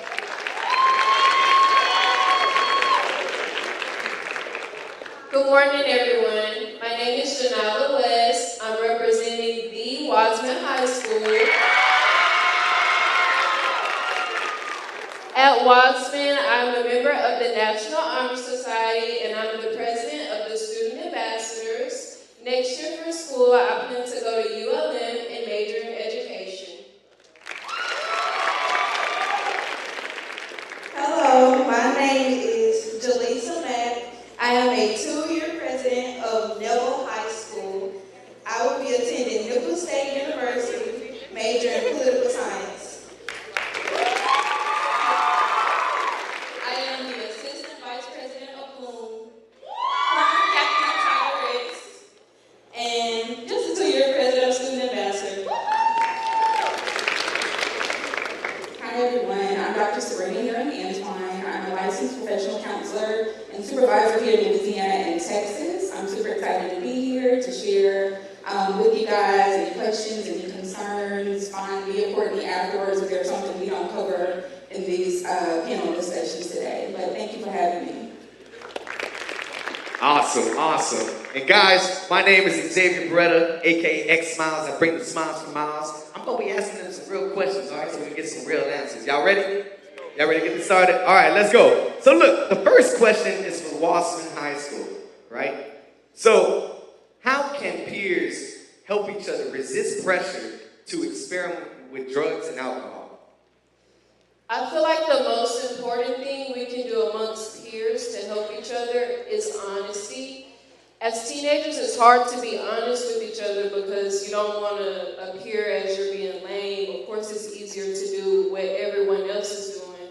So it's hard to just tell them, no, this is wrong. You know, you shouldn't be doing this. Like, we need to be doing better things. So I feel like as a whole, we can do better with being honest with each other. Because we know the truth and we know these things are wrong, but we allow them to do it anyways. That's facts. That's facts. And it's straight simple like that. If they doing something wrong, what you say? No, I'm good. I'm straight on it. I don't need you to peer pressure me. Can't nobody tell you what you can and can't do. You feel me? All right, I like that. Next question, Wossman. How does substance abuse or drug use affect relationships and with family and friends? Personally, from my experience in my family, substance abuse and drug abuse can completely tear families apart. I have family members who have spent more of their life in prison because of substance abuse and things they've done under the influence than they've even been able to spend with their children. So it's important as a community that we say no to these things, because being locked away behind a cell and you're missing milestones of your children's life and being able to be there to support your family it's not greater than a temporary feeling or high you can get. That's true. That's true. That's very true. Now, in your opinion, what are the signs that someone close to you may be struggling with substance abuse? I feel like a great sign people are struggling with substance abuse is when they have no motivation for life or to continue living. A lot of people just kind of put it to the back burner, oh, they're tired, but when you see people down all the time and they don't have any goals for the future or any drive to do anything, it shows that they're probably struggling with something. That is true. That is true. So, if you see somebody struggling with with substance abuse, right? If you see somebody not setting goals for themselves or not living to their fullest expectations, what are some things that you would tell them to get them out of that dark spot? The first thing that I would do is probably just talk to them as a person. I wouldn't judge them. A lot of people are afraid to get help because they're judged by others. So I would tell them that I love them, God loves you, you're better than this, we can help you through this. It doesn't make you a bad person because you're struggling with this bad addiction. That is true. And all the time, some people, most of the time, they just need some love. They need some reassurance. They need somebody to tell them, hey, don't go down that path. Go this way. As simple as it may sound, it's the right thing to do. Anybody else want to answer that? What are some signs that you see someone that they're struggling with substance abuse? Pretty much like the young lady said, the withdrawal, or if you notice their behavior becoming abnormal, they're normally a punctual person, and then they are always late, or they just don't care.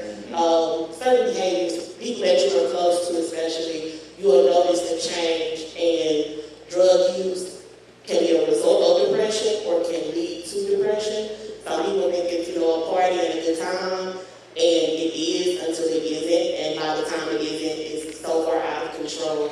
So while it may start as a good time, it's not going to end as a good time because addiction is a strong thing. And people who have been in active addiction, they will tell you that there's no, I'm clean, there's no, I'm out of this. It's an everyday struggle. So you will notice small behavior changes in the people around you. The other people may not pick up on it. They may say, oh, it's just a one-off. But if you're really around that person, you pay attention to what they have going on, you will notice these behavioral changes. Or, anything where they get extra money while they always need money. Things of that nature. That's true. That is good. That's good. Now, the next question. We can just keep going, all right? So, what are legal consequences of underage drinking and drug use? Well, because I have a mic and I'm a defense attorney.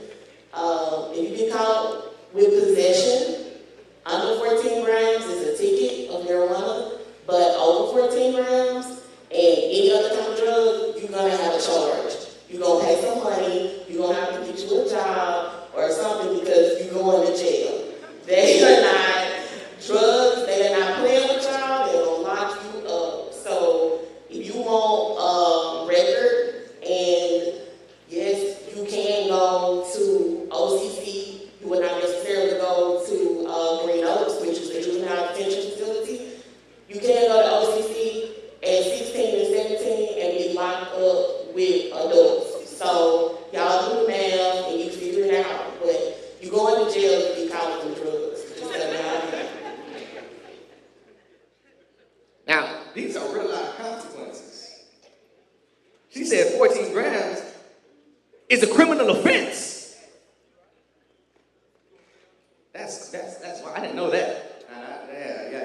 Don't do it. Don't do it. All right. So, if you could speak to your teenage self, what advice would you offer? I would tell myself that you just got it.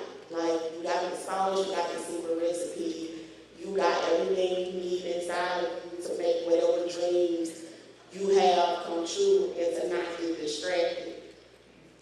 I would just encourage myself to believe in who I am, because let me tell you, the people that you think really got it going on, they got issues too. They got problems too. But their secret is they don't let their problems take over everything else in their life, because nobody is immune to the trials and tribulations of life. Everybody is going to go through something at some point in time. But I would just tell myself, like, girl, keep going, girl. You going to reach that goal, you going to make that dream. And if you don't keep going, you're not going anywhere. You ain't going to get nowhere. You're going to always be stuck in the same old. So regardless of what other people say, I can't tell you how many chances I missed out on because I was worried about what other people would say. But sitting here today, having accomplished so many things in my life, they gonna talk, so might as well give them something to talk about, because they can't say you in the same place. They can't say you doing the same thing. They can't say you ain't made no moves. They can't say you ain't got no motion. They can't say you feel loud. So you might as well keep going, have your motion, and just do what you want to do, because people gonna talk anyway. So That's true. Talk about something else. Yeah. Talk about the next good thing I'm gonna do. Like, you're not gonna be stuck here. Yeah, on you. I think if I could talk to my teenage self, I would remind her that perfection does not exist, that it's okay to make mistakes, and also that it is never okay to play small for other people. I think I spent a long time dimming my light and dimming myself so that other people around me could feel comfortable. And I'm thinking, well, dang, if I knew what I knew now, I could probably be a billionaire by now. I could have been Oprah. I could have been anybody, but I was too busy worrying about what everyone else had to say. So now that I'm an adult and I'm a parent, I raise my children to know, like Courtney said, like, you got the sauce. Like, there's nothing you can't do. And if anyone tells you that you can, that's what you call a hater, so we avoid those people. And we keep it moving. Like, there's nothing wrong with achieving. People are always going to have something to say, like Courtney said. So if you're going to talk, I'm going to give you something to talk about. But do what you want to do. We're not worried about what everyone else has to say. Your motion is your motion. You walk into a room and you command attention. You don't walk into a room and shy away because you're afraid of what everyone else is going to say. And do you. Like, that is the best thing I tell my teenage clients. There's no one else who can do you like you can do you. So do you, and we're not worried about what everybody else has to say. I want to add one more thing that is most important above everything else. I would tell my younger self to cling to God even more, because I didn't realize the type of relationship that I had with Him and the gifts that I had that came from Him. And it felt weird because nobody else around me was like that. And so it took me a while to find where my gifts were, what my gifts were, people who understood. So most definitely, beyond anything else, to keep God first, to put God first, to pray, to read your Bible, to go to church, and participate. I know, it may be unpopular, but I'm just telling you what worked for me. The things that really made an impact on me was to keep God first and cling to Him. I love that. I love the fact that you say you had gifts, and you noticed you had gifts, and you were different from everybody. Everybody in here is gifted by God. All it takes is for you to go in there and dig and find out what it is that you're gifted at. And that's the work that most people shy away from, because it's not the cool thing to do. It's not the thing to do. If I was to tell my teenage self, I'm 26.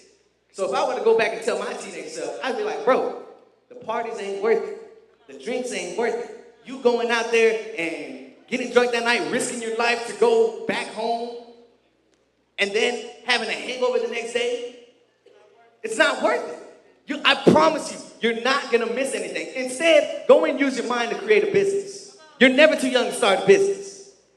Instead, use your mind to go make impact on people. Learn how to trade in the stock market. Learn how to create something to where it brings a smile to somebody's face. That's crazy, how there's so much money in this world and so much impact to be made in this world, and we never talk about it. But we're gonna talk about the party that's gonna happen tonight. We're gonna talk about who's gonna be there, who's gonna be there. Fellas, I'm telling you, it doesn't matter. It's not worth it. Once you graduate high school, women gonna be there. Girls, same for you. Guys are gonna be there. Which one of them is gonna take you to the next level? Because you already gonna take yourself to the next level, you feel me? It's not worth it. Let's go to the next question. Now, what are some ways you can avoid doing drugs when your friends partake in them? It could go down the line from the students, yeah.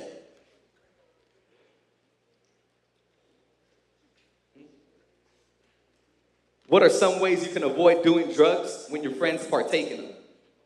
Some ways that you can avoid doing drugs when your friends are partaking in them is learn how to say no. You know that you're not the type of person to do drugs, so it's okay to say no. If you have a problem with it, speak up for yourself. Don't just sit there and let your friends tell you that, yes, let's do this drug, or let's get drunk, or let's smoke.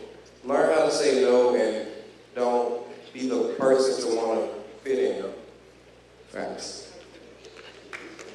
I agree with what he said 100%. The biggest thing you can do is stay true to yourself. Don't let someone else dictate your future, because that one small decision can change everything because you listen to someone else. The best way I think that we can avoid partaking in drugs is simply saying no. But if you have to ask more than one time, your friends don't value enough.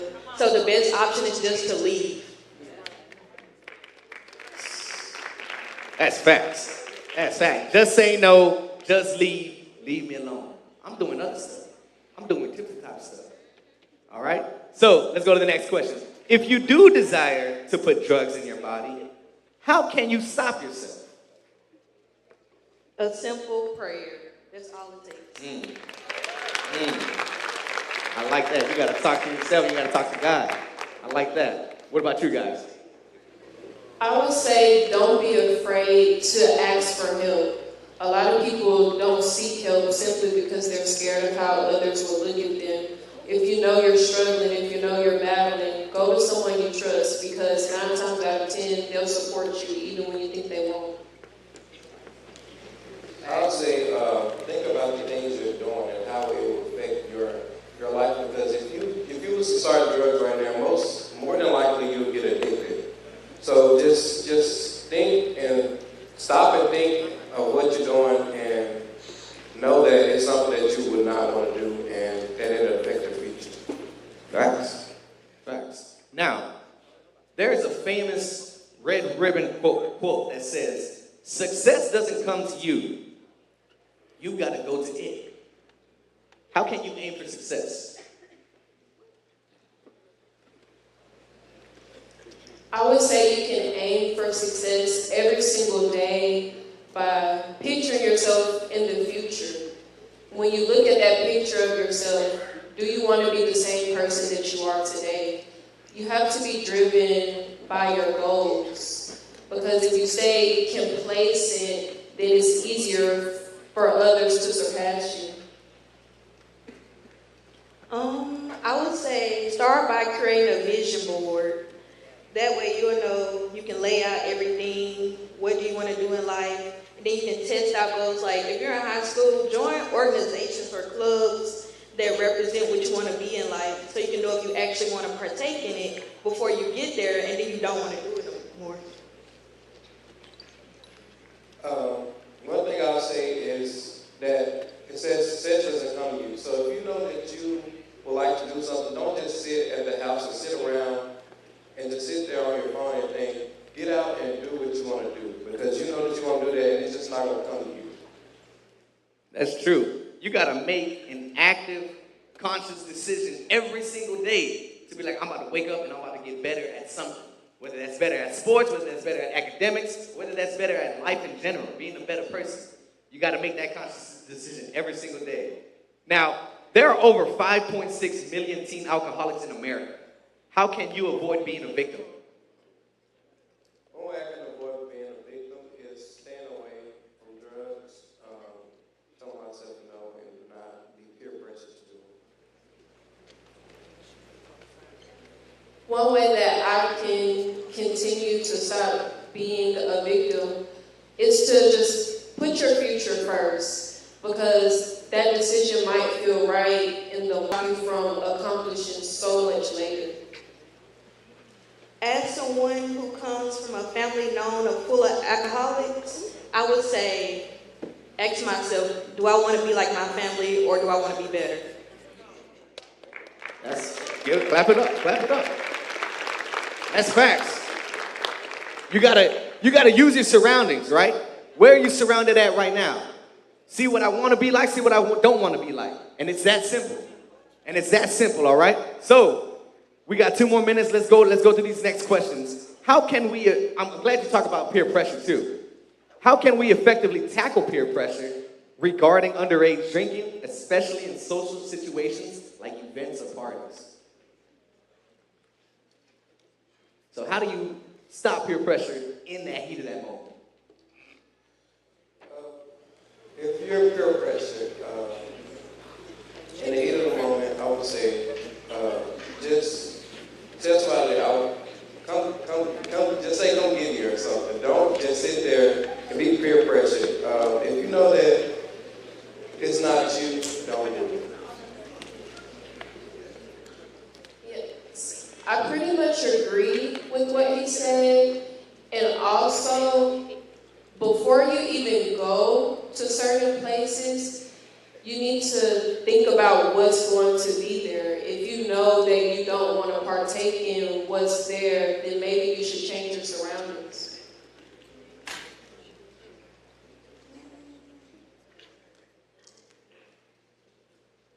How can we effectively tackle peer pressure regarding underage drinking, especially in social situations like events and parties? Tell the nearest adult. That's all the advice I have for you. Find a DJ, a security guard, police officer, the owner, parents of the party. Tell them someone is trying to peer pressure me and I do not want to do it. Nah, for real. For real. Look, I've been to so many social events and parties where people, they literally don't drink. And it's perfectly fine. And you know what they simply do when they're offered a drink? No, I'm good. I don't drink. And you know what? The party still goes on. You know, and it has to, the people who are doing the peer pressure, they have to realize, like, okay, bro, they don't like to do that. So why am I going to keep making them do that? But nah, you're going to hear them say, take a shot. And then when you say no, they're like, boo, you party pooper. Let me be that then. You don't know me for not drinking. You don't know me for not doing whatever it is y'all doing. They're going to be like, oh, no, Xavier don't do that. Oh, no, he don't do that. Leave him alone. He's good. Facts. I also want to say that you have to have an accountability person with you. Like, don't go to the party with the friend that likes to get high and likes to drink. You need to go with the person that has the same goals as you. Or even if your friend drinks and you know that they're going to stand up for you and say, she don't do all that, he don't do all that, so leave them alone and just go on about your thing. You need to be aware of your friends and what they will and won't allow to happen to you. And if they'll protect your integrity at the same time of, you know, even if it's not something that they don't do or if it's something that they do, they still will protect your integrity of what you like. That's true. I like the accountable partner because right there, my bro LaDante Lotz, Mr. Get Right there, he started JiggAerobics, he brought me along, and we've been accountable for one another ever since. You got to have that partner next to you that's going to push you to be the greatest version you could be. You feel me? Look, let's go on to the last question. If you had some advice to give your peers as young youth leaders, what advice would you give? Stay focused. Don't let nobody make you feel like you're not worthy enough or you can't do this career because it's too hard. Nothing is too hard when you put your mind to it. Just have God, prayer, and look. My biggest advice to my peers would be to place God at the head of your life, because there are so many doors that will open to you just because of your obedience to the Lord. That's facts. Some advice I would give my peers is if you have a problem, like you're struggling and you're around a situation, Don't be scared to go to someone and talk about it. Like, many people suffer from depression, suicidalness, and I would say don't struggle, go to someone for help. Facts. I like that. Guys, stay away from the drugs, stay away from them drinks. You feel me? You got me?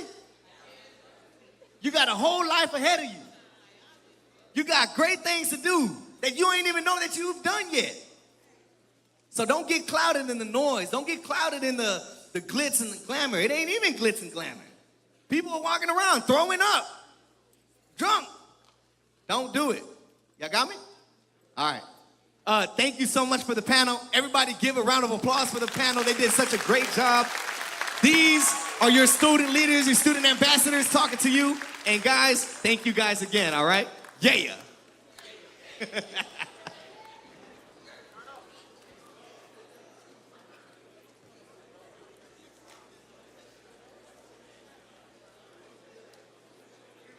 Give it up for him one more time. Give it up for him one more time. Put the energy in your hands. Put the energy in your hands. Now listen, we have some final words before we release everybody. We're going to release everybody by school, all right? So don't just get up and just start running over the, we're going to release you by school on my mama. Now we have some last and final words for y'all, all right? I need y'all attentive. I need the energy. Let's finish it off and let's do it, all right? On my mama? On my mama, let's do it. All right. Thank you guys so much for coming. Really quickly, my message is to the sponsors and the school administrators that are in the audience today. Northeast Louisiana Human Services Authority, we provide behavioral health, addiction, developmental disabilities, and prevention and wellness services. So we do have counselors in the room today. If any of the kids can talk to someone from the messages they heard today, we also have grief counselors available as well. If you need our services, please feel free to reach out to myself or Dr. Pruitt, and we will get all the information you need to. So again, thank you guys for coming. Dr. Pruitt will share our last remarks. My message is the thank yous. So I would like everyone from the Ouachita Parish and Franklin Parish coalitions to just wave your hand. Wave your hand. I'm sorry, not the students. I love y'all. Thank you so much to my coalition members. They actually helped me plan this event. Everything that you see is from the idea of the coalition. They said, get Dr. Tommie, I bought it. They said, get MADDRAMA, I bought it. So thank you so much to the coalition members. Now to the students of Region 8, all of the high schools, raise your hand. Because this event wouldn't have been an event without you. So thank you for attending to my 9 high schools. All of Northeast Delta Human Services Authority staff, can you wave your hand, staff? Thank you, staff. You are so amazing. Thank you for volunteering your time and helping with setup and everything. And to the amazing Prevention and Wellness Dream Team, Prevention and Wellness, I appreciate you. Thank you so much. Thank you so much to Catlin Brown for the beautiful decorations. Thank you to DJ Lamont and JiggAerobics. Let's give JiggAerobics a hand. And DJ Lamont as our host. We appreciate y'all. Y'all so much fun. Student ambassadors, wave your hands, student ambassadors. Yeah. These are our student leaders. Thank you, student ambassadors, for participating on the panel discussion and leading and serving. The pastor of the church, Pastor Lowe. I don't know if he's here, but thank you, Pastor Lowe, Jeremy, and Nolan for allowing us to utilize this beautiful facility. Give them a hand, y'all. Thank you so much. To Nolan, who's over media, Bird Box Creative, thank you, Nolan. We appreciate you. To Dylan, our communications director, thank you, Dylan. And lastly, to the best supervisor and boss on the planet, Dr. Carroll. Y'all give her a hand. She's held my hand through planning all of this. So we appreciate you, Dr. Carroll, and to our executive director, Dr. Sizer, for allowing us to have this event. Thank you. And that concludes Youth Summit 2024.